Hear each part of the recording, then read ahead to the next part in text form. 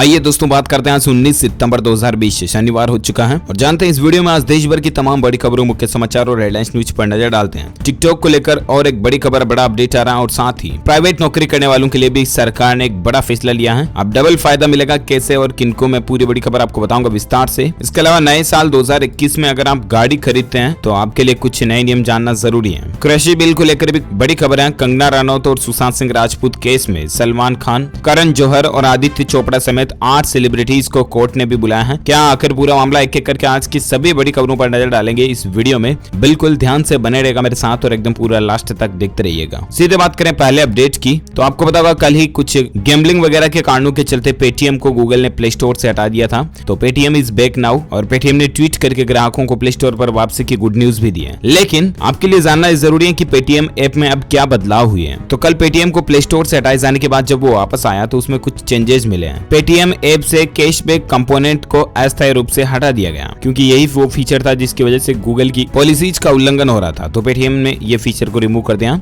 चलिए साथ ही अगली खबर दोस्तों की दिल्ली हाईकोर्ट ने एक अहम आदेश दिया, वो ये कि ऑनलाइन क्लास के लिए गरीब बच्चों को स्कूलों को गैजेट्स और इंटरनेट वगैरह की सुविधा देनी चाहिए। जी हाँ, क्योंकि कोरोना महामारी के चलते दोस्तों कई सारे स्कूल्स वगैरह में ऑनलाइन स्टडी चल रही है, राइट। और ऐसे में दिल्ली हाईकोर्ट ने कहा कि जो बच्चे गरीब हैं, जो मोबाइल फोन्स, इंटरनेट वगैरह नहीं ला सकते, नहीं चला सकते हैं, उन बच्चों को ये स्कूलों को देना चाहिए जिससे कि ऑनलाइन शिक्षा प्राप्त करने में कोई परेशानी नहीं हो। और कोर्ट का इतना भी कहना दोस्तों कि ये उपकरण छात्रों को बिल्कुल फ्री में दिए जाने चाहिए, चाहे सरकारी हो या प्राइवेट स्कूल हो। ये वाकई में हाईकोर्ट का एक बहुत ही अच्छा फैसला है। साथ ही अगली खबर है कि लैपटॉप के मुकाबले मोबाइल से आंखों पर बुरा असर पड़ने का खतरा दुगुना होता है। आंखों में खुजली और सिर दर्द से बचने के लिए आपको कुछ बातें ध्यान में रखनी चाहिए। दरअसल आजकल ज्यादातर समय हम स्क्रीन के सामने बिताते हैं क्योंकि मोबाइल फोन हो गया या कंप्यूटर, लैपटॉप हो गया या स्मार्ट वॉच भी हो गई, तो हम स्क्रीन को कभी न कभी देखते रहते हैं, राइट। लेकिन आपके लिए जानना जरूरी है दोस्तों कि लैपटॉप के मुकाबले मोबाइल ज्यादा खतरनाक होता है। हाल ही में वैज्ञानिकों की रिसर्च में इस बात का भी पता चला है। आखिर इसकी वजह क्या है? तो लैपटॉप की बजाय मोबाइल आंखों के ज्यादा करीब होता है और मोबाइल से ब्लू लाइट्स जो निकलती है वो आंखों पर बहुत ज्यादा बुरा असर छोड़ती है और अक्सर मोबाइल हर इंसान के आसपास मिल भी जाता है। ज्यादा मोबाइल का इस्तेमाल करने पर आपकी आंखों में खुजली, थकावट, खिंचाव, पानी आना या धुंधला दिखने जैसी समस्या हो सकती है। ये डिजिटल आई स्ट्रेन के लक्षण है। तो इनसे बचने के लिए आप बीच बीच में गैप लेते रहें, ज्यादा लंबे समय तक एक साथ मोबाइल फोन्स को ना चलाएं, ठंडे और अच्छे पानी से आंखों को धोएं और कुल मिलाकर के ध्यान रखें आप। चलिए साथ ही अगली खबर है कि BS4 वाहन के रजिस्ट्रेशन को लेकर सुप्रीम कोर्ट ने मंजूरी दे दी है,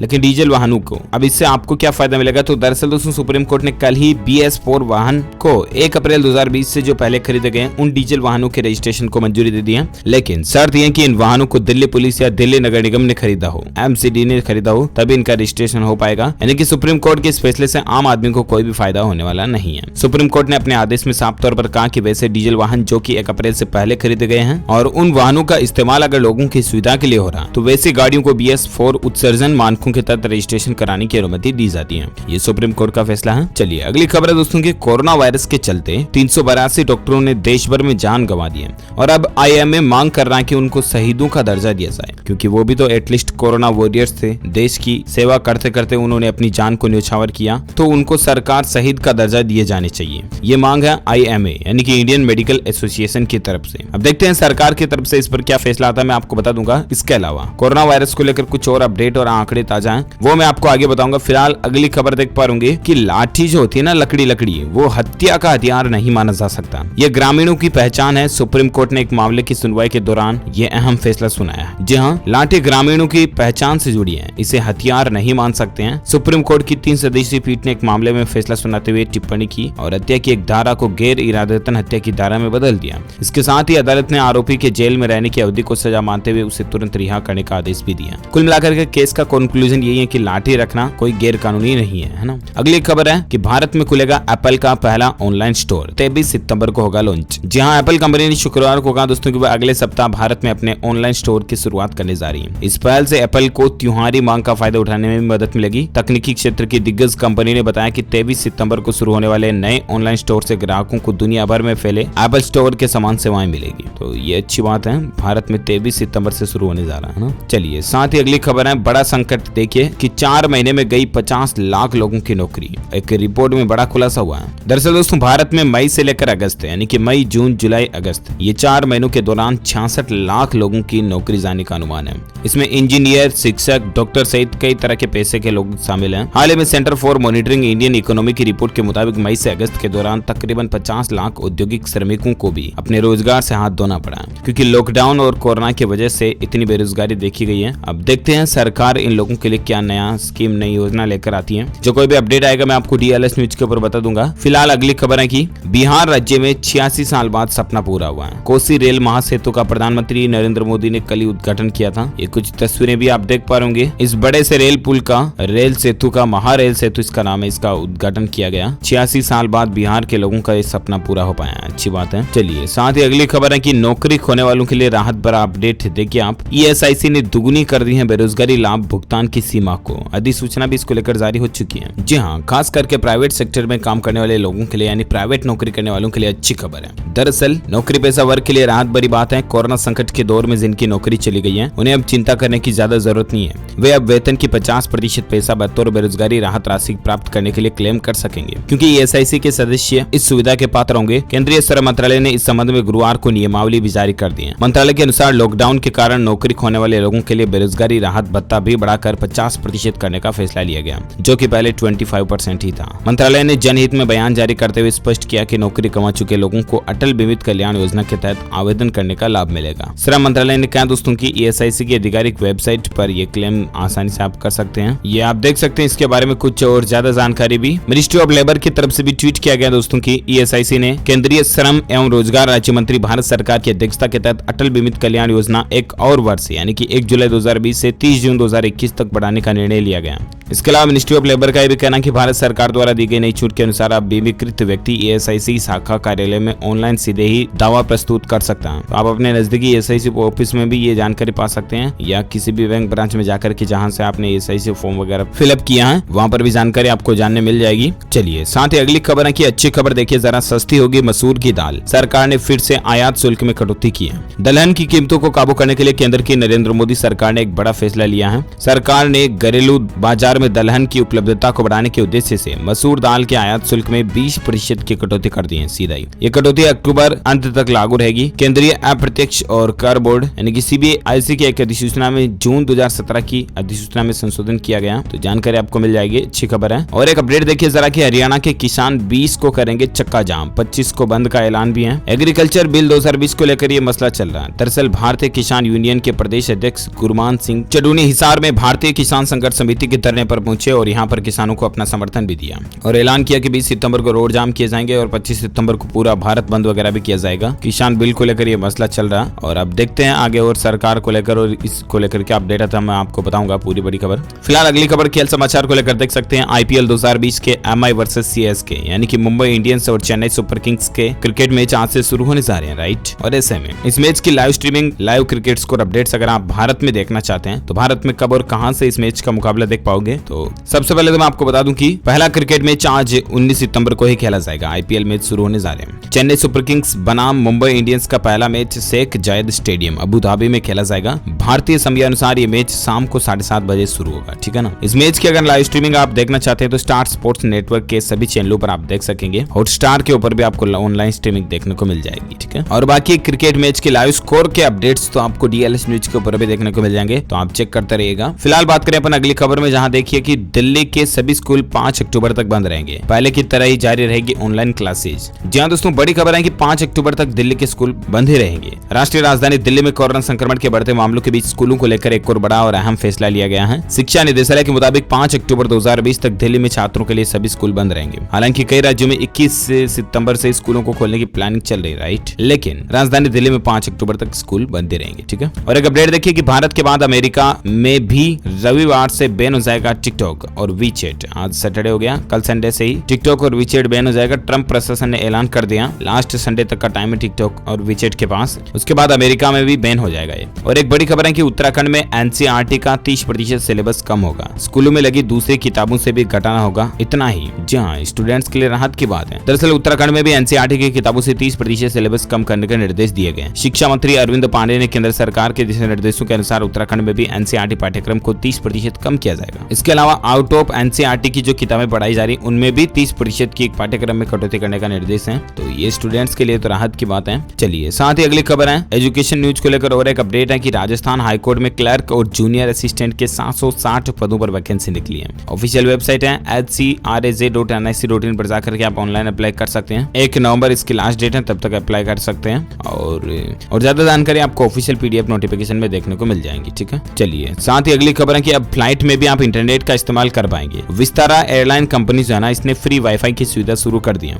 जी हाँ दोस्तों, अब आप हवाई जहाज में सफर करने के दौरान भी फुल इंटरनेट का मजा ले पाएंगे, जिससे कि आप सफर में बोर भी नहीं होंगे और आपको ताजा अपडेट्स वगैरह भी मिलते रहेंगे। आज से ही फ्लाइट में वाईफाई की सुविधा शुरू की जा चुकी है। विस्तारा ने इन फ्लाइट वाईफाई की शुरुआत बोइंग 787 ड्रीम लाइनर से ही की है। स्मार्टफोन, टैबलेट, लैपटॉप वगैरह को आप वाईफाई की मदद से कनेक्ट कर पाओगे और इंटरनेट का इस्तेमाल कर पाओगे। ठीक है ना, चलिए अगली खबर देखिए जरा। सुधारों के संकेत नजर आ रहे हैं इकोनॉमी के सुधार को लेकर, क्योंकि कोरोना मामलों में उछाल के बावजूद भी अर्थव्यवस्था रिकवरी के रास्ते पर चल रही है। पता चलता है दोस्तों, क्योंकि ई-वे बिल, सीमेंट और बिजली, इन चीजों की बढ़ोतरी हो रही है, खपत ज्यादा बढ़ रही है। ई-वे बिल बढ़ रहे हैं, बिजली और सीमेंट की खपत बढ़ रही है। इंडस्ट्री को एटलीस्ट फायदे के लिए ये काम हो रहा तो अच्छी बात है। और एक बड़ी खबर देखिए, कर ले तैयारी, उत्तर प्रदेश में आने वाली है सरकारी नौकरियों की बहार। मुख्यमंत्री योगी आदित्यनाथ ने सभी खाली पदों का ब्यौरा भी मांगा है और बहुत जल्द उत्तर प्रदेश में बल्क में सरकारी भर्तियां, सरकारी नौकरियां आने वाली है। ठीक है ना, तो आप तैयारी कंटिन्यू रखिएगा। ये देख सकते हैं, उत्तर प्रदेश के मुख्यमंत्री योगी आदित्यनाथ के मुख्यमंत्री CM ऑफिस की तरफ से ट्वीट किया गया कि सभी विभागों को रिक्त पदों का विवरण उपलब्ध कराने के निर्देश दिए हैं। उन्होंने कहा कि बीते 3.5 साल में संपन्न 3 लाख पदों पर चयन प्रक्रिया के अनुरूप आगामी 3 महीने में भर्ती प्रक्रिया संचालित करते हुए 6 महीने में नियुक्ति पत्र वितरित किए जाएंगे। तो ये अच्छी बात है, सरकार की प्लानिंग है। चलिए साथ ही अगली खबर है कि कृषि विधेयकों के विरोध पर बोले JP नड्डा, PM मोदी कभी प्रेशर पॉलिटिक्स में नहीं आते हैं। तो दरअसल कृषि बिल को लेकर भी काफी मसला चल रहा है। कांग्रेस इसका विरोध करी, जो कि भाजपा सरकार का कहना कि किसानों के हित में निकाला गया। 3 प्रमुख इस कृषि बिल के कुछ नियम है, मैं आपको आगे बताऊंगा थोड़ी जानकारी विस्तार से। फिलहाल अगली खबर देख सकते हैं कि चीन के साथ तनाव के बीच भारत सरकार ने डिफेंस सेक्टर को लेकर भी एक बड़ा फैसला लिया। जहां उद्योग एवं आंतरिक व्यापार संवर्धन विभाग की ओर से जारी एक प्रेस नोट में कहा गया दोस्तों कि रक्षा क्षेत्र में विदेशी निवेश राष्ट्रीय सुरक्षा के आधार पर होने वाली जांच पर निर्भर करेगा और सरकार रक्षा के क्षेत्र में ऐसे किसी भी विदेशी निवेश की समीक्षा का अधिकार सुरक्षित रखती है जो कि राष्ट्रीय सुरक्षा को प्रभावित करता है या कर सकता है। तो इसको लेकर भी चीन का मसला चल रहा है और चीन को लेकर एक और अपडेट ये है कि चीन पर एक और क्वालिटी अटैक किया गया। इंपोर्टेड LED सामानों पर अब ज्यादा जोर का झटका लगेगा चीन को, क्योंकि हमारे देश में इंपोर्ट होने वाली सभी LED उत्पादों की जांच होगी। इससे चीन को थोड़ा और झटका लगेगा, क्योंकि चीन कई सारे फालतू लो क्वालिटी के प्रोडक्ट हमारे भारत में जो बेच देता है ना, उनकी कमी होगी, है ना। चलिए साथ ही अगला अपडेट है, फेसबुक के ऊपर भी आरोप लगा है कि मोबाइल के कैमरे से ही ये आपके डेटा वगैरह भी चुरा रहा है। इंस्टाग्राम पर भी यही आरोप लगा। तो कुल मिलाकर के दोस्तों, आप अपने मोबाइल के कैमरे को, चाहे आपको लगता है कि कैमरा बंद है, लेकिन फेसबुक, इंस्टाग्राम डाउनलोडेड है, इंस्टॉल्ड है, तो कैमरा चालू भी हो जाता है कभी भी, है ना। इसीलिए आप सावधान रहें। और अपन बात करें अगले अपडेट में, जहां खबर देख पा रहे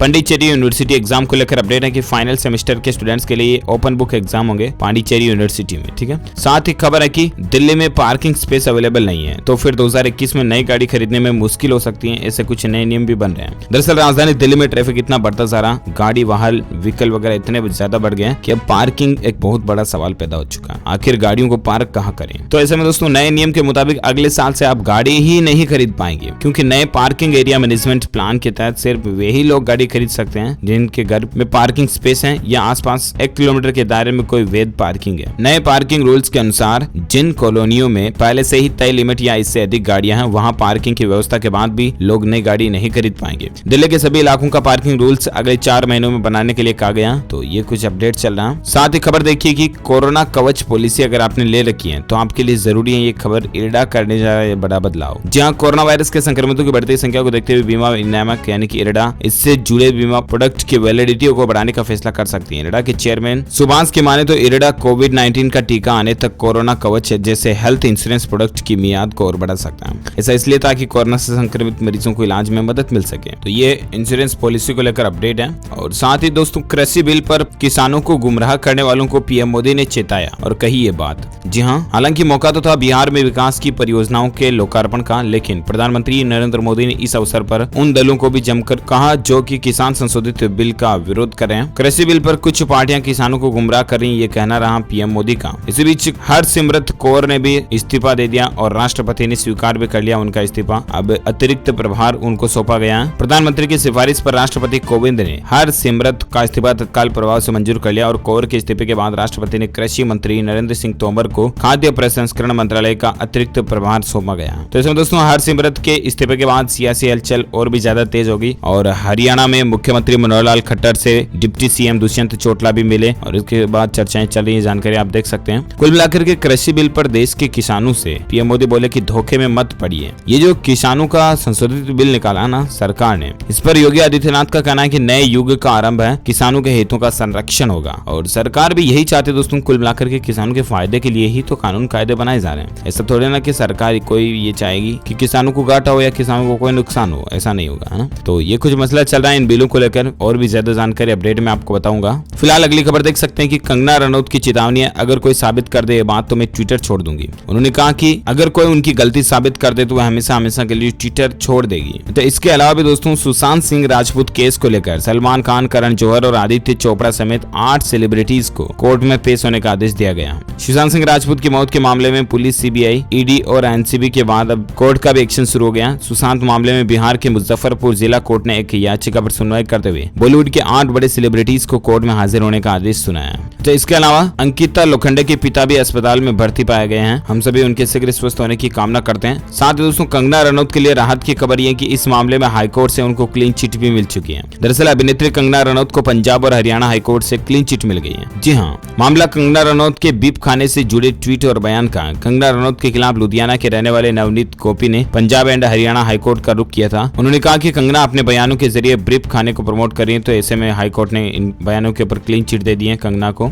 इसके अलावा एनसीबी ने ड्रग तस्कर राहिल विश्राम को भी गिरफ्तार किया। कई बड़ी हस्तियों से इनके लिंक होने की खबर भी सामने आ रही। सुशांत सिंह राजपूत केस से जुड़े ड्रग्स मामले में जांच कर रही नारकोटिक्स कंट्रोल ब्यूरो यानी कि एनसीबी का कहना है कि उसने एक ड्रग्स पेडलर को पकड़ा है, जो कि इस मामले में महत्वपूर्ण गिरफ्तारी भी हो सकती है। देखते हैं और आगे क्या अपडेट आते हैं मैं आपको बताऊंगा। फिलहाल अगली खबर हम बात करें दोस्तों आज के मौसम समाचार को लेकर खबर है। संपूर्ण भारत के 19 सितंबर के मौसम पूर्वानुमान के तहत अगले 24 घंटों के दौरान किन किन राज्यों में भारी बारिश हो सकती है। तो मौसम विभाग की माने तो तटीय कर्नाटक, दक्षिण कोंकण, गोवा, महाराष्ट्र, उत्तर प्रदेश, पश्चिम बंगाल, सिक्किम और उड़ीसा में कुछ जगहों पर मध्यम से भारी बारिश हो सकती है। इसके अलावा पूर्वोत्तर भारत, दक्षिण मध्य प्रदेश, दक्षिण छत्तीसगढ़, आंध्र प्रदेश, तेलंगाना, रायलसीमा और केरल में भी हल्के से मध्यम बारिश की संभावना है। गुजरात में भी कुछ जगहों पर छींटे पड़ सकते हैं। साथ ही आंतरिक कर्नाटक, तमिलनाडु, लक्षद्वीप और उत्तराखंड में कुछ स्थानों पर हल्की से मध्यम बारिश की संभावना है। तो ये रहे आज के वेदर न्यूज अलर्ट। और आइए नजर डालते हैं देश से जुड़ी कुछ और खबरों में, जहां सबसे पहले कोरोना के अपडेट पर बात करें ना, तो दोस्तों वैज्ञानिकों ने विकसित की नई रैपिड टेस्ट तकनीक, जहां अब लोग खुद ही कर सकेंगे अपनी कोरोना की जांच। जिस तरह से प्रेगा न्यूज वगैरह आते हैं ना प्रेगनेंसी टेस्ट करने के लिए, ठीक उस तरह से एक रैपिड टेस्ट किट विकसित किया वैज्ञानिकों ने। और इस टेस्ट से महज 1 घंटे के अंदर नतीजे सामने आ सकता है और खुद रोगी मरीज ही अपना टेस्ट कर पाएगा, है ना। तो देखते हैं आखिर इसमें क्या टेक्नोलॉजी लगाई गई है और कब तक ये मार्केट में कॉमर्शियली आ पाता है। फिलहाल अगली खबर दोस्तों की दिल्ली महिला आयोग में कोरोना वायरस का प्रकोप देखिए। चेयरपर्सन स्वाति मालीवाल के पीएस की रिपोर्ट पॉजिटिव आई और उसके बाद पूरे आयोग में हड़कंप समझ गया। और एक अपडेट है कि भारत में बड़ा कोरोना का खतरा, खेल मंत्रालय ने खिलाड़ियों को लेकर एक फैसला भी लिया। खेल मंत्रालय का कहना दोस्तों की पहले खिलाड़ियों को 15 दिनों तक खुद को पृथकवास में रखना होगा और उसके बाद ही कोई क्रिकेट मैच वगैरह में शामिल हो सकते हैं। अच्छा, कोरोना को लेकर और एक अपडेट है कि उत्तर प्रदेश में अब घर बैठे मिलेगी कोरोना रिपोर्ट। योगी सरकार ने लॉन्च की वेबसाइट, कुल केस 3 लाख के पार पहुंच चुके हैं। उत्तर प्रदेश गवर्नमेंट ने एक कोविड-19 का डेटाबेस को लेकर एक वेबसाइट तैयार की है, जिसमें आपको लाइव डेटा वगैरह देखने को मिल जाएगा कि आखिर किसकी रिपोर्ट कब आई है वगैरह वगैरह। यहाँ पर मोबाइल नंबर डालते ही आपको लैब से रिजल्ट सीधा देखने को मिल जाएगा, ठीक है ना। चलिए, साथ ही और एक खबर है कि कोरोना के बाद अब चीन में फैक्ट्री से लीक हुआ खतरनाक बैक्टीरिया, हजारों लोग इससे भी पॉजिटिव पाए गए। जी हाँ, कोरोना महामारी से जूझ रही पूरी दुनिया इस जानलेवा वायरस को मात देने के लिए वैक्सीन बनाने में जुटी है। और इस बीच कोरोना के बाद अब चीन में एक और नया बीमारी, बैक्टीरियल इन्फेक्शन आ गया। उत्तर पश्चिम चीन में कई हजार लोग इस बीमारी के चपेट में आए हैं। CNN के मुताबिक चीन में अधिकारी ने बताया कि उत्तर पूर्व चीन में कई हजार लोग इस पिछले साल 1 में रिसाव के कारण हुई बैक्टीरियल डिजीज के लिए पॉजिटिव पाए गए हैं। तो ये कुछ मसला चल रहा है। इसके अलावा कैम्ब्रिज यूनिवर्सिटी की स्टडी में तो मोदी सरकार की तारीफ हुई है और उनको कोरोना रोकने के उपायों के लिए बेहद अच्छा कारगर भी बताया है। अच्छा, कोरोना को लेकर और एक अपडेट है कि घोड़ों की एंटीबॉडी से कोरोना के मरीजों का इलाज करने की भी तैयारी हो रही है। अमेरिका में 26 मरीजों पर पहला ट्रायल इसी महीने शुरू होने जा रहा है। वहीं भारत में आज के ताजा कोरोना आंकड़ों की अगर बात करें ना, तो पिछले 24 घंटों के दौरान 92,000 से भी ज्यादा संक्रमित मामले देखे गए, तकरीबन 93,000 से ज्यादा, और 53 लाख से ज्यादा संक्रमित कुल केस हो चुके हैं, जिसमें से 10,15,000 एक्टिव हैं, जबकि 42 लाख से ज्यादा लोग ठीक हो चुके हैं। इस वायरस के चलते भारत में मरने वालों की कुल संख्या 85,625 से भी ज्यादा पहुंच चुकी है। तो ये रहे कोरोना के ताजा आंकड़े। और आइए अब नजर डालते कुछ और बड़ी खबरों में, जहां अपडेट आप देख पा रहे कि उपचुनाव से पहले मुख्यमंत्री शिवराज का बड़ा तोहफा है। 22 लाख किसानों को मिली 4686 करोड़ रुपए की राशि। मध्य प्रदेश में होने वाले उपचुनाव से पहले किसानों को बड़ी सौगात मिली है। प्रधानमंत्री फसल बीमा योजना के तहत मुख्यमंत्री शिवराज सिंह चौहान ने उज्जैन से प्रदेश के 22 लाख किसानों के खातों में 4600 करोड़ रुपए की राशि ट्रांसफर की है। तो ये मुख्यमंत्री शिवराज सिंह चौहान की तरफ से प्रदेशवासियों को तोहफा है। और एक अपडेट देख सकते हैं कि दूरसंचार कंपनियों पर ट्राई ने कसी नकेल, ऑफर से टेरिफ प्लान तक की देनी होगी स्पष्ट जानकारी। जी हाँ, ट्राई का कहना दोस्तों की ये जो एयरटेल, आइडिया, वोडाफोन, रिलायंस, जियो वगैरह कंपनियां है ना, ये अपने प्लान्स की जानकारी सही नहीं देती हैं और बाहर तो यूं ही बड़े बड़े अक्षरों में कुछ और लिख देते हैं और नीचे छोटा सा लिखते हैं T&C अप्लाई, यानी कि terms and condition apply star लगा के। तो अब ऐसा वैसा काम नहीं चलेगा बेटा, सीधा जितना भी बड़ा जो भी ऑफर है उसको पूरा क्लियरली लिखकर दिखाना होगा, है ना। अच्छी पहल है ये। और एक खबर देखिए, अब हर बुधवार को हाईकोर्ट के चीफ जस्टिस करेंगे कोरोना की स्थिति की समीक्षा। उत्तराखंड हाईकोर्ट की तरफ से ये फैसला लिया गया है। साथ ही अपडेट है कि 90,000 से ज्यादा लोगों को रोजगार देगी बुलेट ट्रेन परियोजना। जी हाँ, बेरोजगारी से परेशान युवाओं के लिए अच्छी खबर है। मुंबई अहमदाबाद बुलेट ट्रेन परियोजना के तहत निर्माण के दौरान ही 90,000 से ज्यादा लोगों को रोजगार मिलेगा। 1 लाख करोड़ रुपए से अधिक की लागत वाली महत्वाकांक्षी मुंबई अहमदाबाद बुलेट ट्रेन परियोजना को क्रियान्वित करने वाले national high speed rail corporation ने कहा कि इसके निर्माण के दौरान ही प्रत्यक्ष और परोक्ष दोनों मिलाकर के 90,000 से अधिक रोजगार के अवसर पैदा होंगे। तो ये राहत की बात है। और एक खबर है कि कोरोना मरीजों को अब ऑक्सीजन की कमी नहीं होगी। NHM ने 1 करोड़ रुपए दिए इसके लिए, तो ये राहत की बात है। अच्छे पहल भी है ये। इसके अलावा खबर दोस्तों की प्राइवेट ट्रेनें खुद ही तय करेगी अपना किराया। तो सरकार तो छूट देगी, वो तो आपको मिल गई, लेकिन इसके अलावा प्राइवेट ट्रेन अगर किराया खुद तय कर पाएगी तो आपको कई सारे ऑफर्स वगैरह भी देखने को मिलेंगे रेल यात्रा करने के दौरान, है ना। इसके अलावा 87 लाख पेंशन भोगियों को इस राज्य सरकार ने तोहफा दिया। एक साथ भेजा 3 महीने की पेंशन का पैसा। उत्तर प्रदेश के मुख्यमंत्री योगी आदित्यनाथ ने सरकार पेंशन पाने वालों को एक बड़ा तोहफा दिया। यूपी सरकार ने 86 लाख से ज्यादा पेंशन धारकों को 3 महीने की पेंशन एडवांस में भेजी गई है, ताकि अगर उनको लॉकडाउन वगैरह और कोरोना महामारी के चलते जरूरत पड़े तो भी काम में ले सकते हैं, है ना। इसके अलावा दोस्तों उत्तर प्रदेश में खुलने जा रहा पहला डिटेंशन सेंटर भी। मायावती ने कहा कि सरकार की दलित विरोधी कार्यशैली चालू है। और इसके साथ ही आज दिन भर की तमाम बड़ी खबरें, मुख्य समाचार, टुडे ब्रेकिंग न्यूज का अपडेट वीडियो फिनिश होता है। आप मुझे कमेंट करके जरूर बताएगा कि दोस्तों आपके हिसाब से हमारे देश के सभी राज्यों में जितने भी मुख्यमंत्री है ना, उनमें सबसे अच्छी कार्यशैली करने वाले मुख्यमंत्री आपके हिसाब से कौन है, जो सबसे अच्छा काम करते हैं, जो कि कुल मिलाकर जिनके थॉट्स विचार डिफरेंट है, जिनकी प्लानिंग डिफरेंस है, वे सीएम आपके हिसाब से कौन है, कमेंट करके मुझे जरूर बताएगा। इस वीडियो को लाइक करना, ज्यादा से ज्यादा अपने दोस्तों के साथ फेसबुक और व्हाट्सएप पर भी शेयर करना। और साथ ही अगर आप DLS न्यूज चैनल पर पहली बार आए तो चैनल को सब्सक्राइब करके बेल आइकन भी जरूर दबा देना, ताकि आपको रोजाना के ताजा अपडेट्स तुरंत आपके मोबाइल पर मिलते रहेंगे। Thank you, take care, good bye, Jai Hind, जय भारत, वंदे मातरम।